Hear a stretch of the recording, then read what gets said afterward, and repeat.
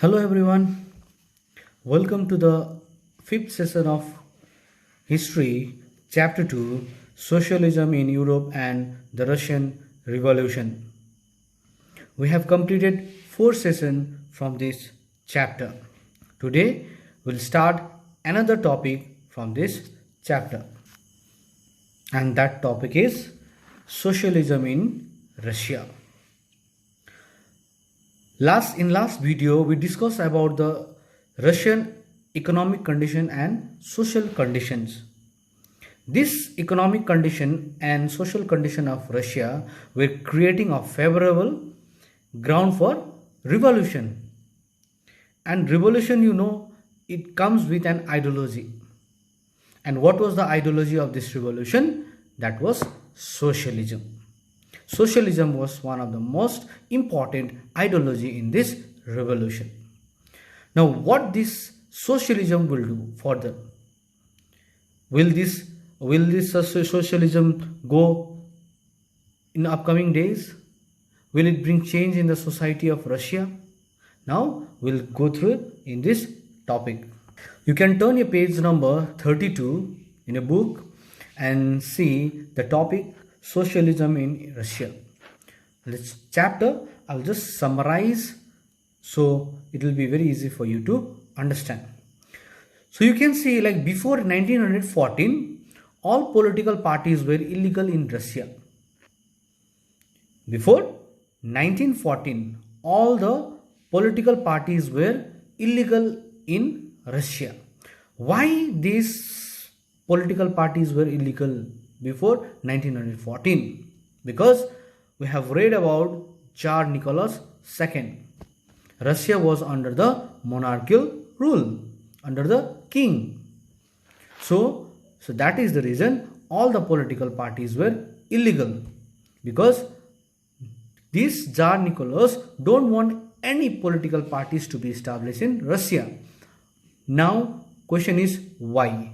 Why Tsar Nicholas don't want any political party to be established in Russia? Because Tsar Nicholas also is scared now.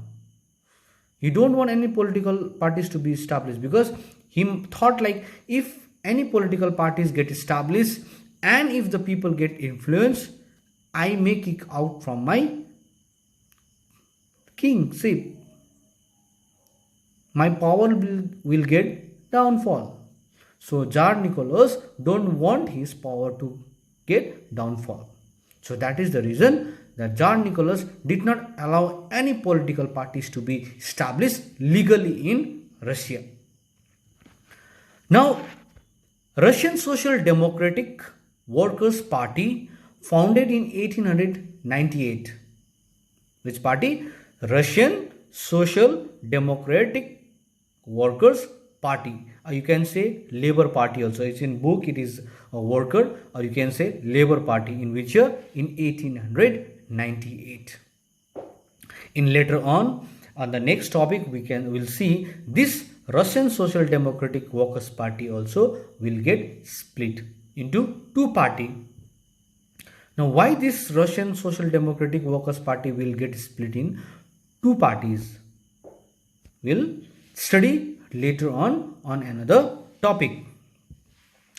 Now, the question is over here, because of the government policies, the political party, they secretly operated as an illegal organization. Otherwise, if the government would allow the political parties to run in the country, that means all the political parties would be legal, not illegal. So that is the reason some policies of Tsar Nicholas II, these political parties have to run secretly without any exposure. So that is the reason this political parties, they ran illegally. Now you can see this Russian Social Democrat Workers' Party also, they supported socialism. Now the very main important in this chapter, in this Russian chapter, is socialism. The topic from first to end, you can see socialism. We will find only socialism. There are lots of things comes under this socialism. The socialism also get split. The theory of some other persons, the ideas of another persons doesn't match. There are lots of things comes in this topic. Anyway, now idea of Russian socialist regarding Russian peasants. That means most of the Russian socialist people regarding this Russian peasants, they used to think these are the natural socialists. That means the peasants, the laborers, they are the natural socialist. Why most of the ideas of Russian people, they think or they thought the peasants were the natural socialists? Because of their customs of dividing land periodically. Because in socialism, the theory was that everyone should get equal rights and equal measures of property. So this theory, because of their custom of dividing land periodically, and in other words, it was believed that the peasants would be the main force of revolution. So that is the reason these peasants were known as a natural socialist. Now these socialists were very active in the countryside. That means in the countryside means outside the city area during the 19th century. So that is the reason in 1900 again the Socialist Revolutionary Party was formed. In 1900, which party was formed again? The Socialist Revolutionary Party was formed. And this party, which was formed in 1900, the Socialist Revolutionary Party, this was also illegal. This was not legal because it was formed in 1900. We have already read in the first line, before 1914 all political parties were illegal in Russia. So that is the reason this party also, that means the Socialist Revolutionary Party, which was formed in 1900, was also illegal. This party, the Socialist Revolutionary Party, they fought for peasants. They fought for in favor of peasants. They fought for what? The land which was in the noble hand, that should be distributed among the peasants.